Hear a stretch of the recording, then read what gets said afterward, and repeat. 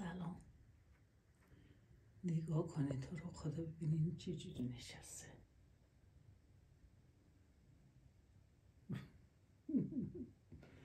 حالا دلیلش رو بهتون میگم.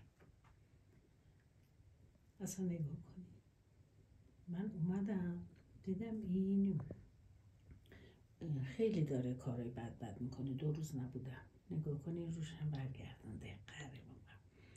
یه گلدون روی این آبنما گذاشتم، بعد این گلدون رو شامادورا دست زده، یه دفعه دست زد انداخت، من دید ناراحت شدم، بهش گفتم نکن و اینا.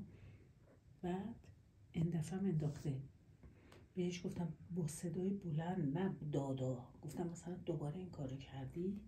قهر کرده اومده اینجا نشسته. نگاه کنی،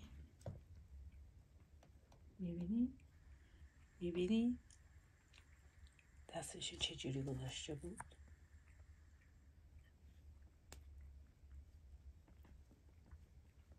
حالا مثلا میخواد بگه من کاری باهات ندارم.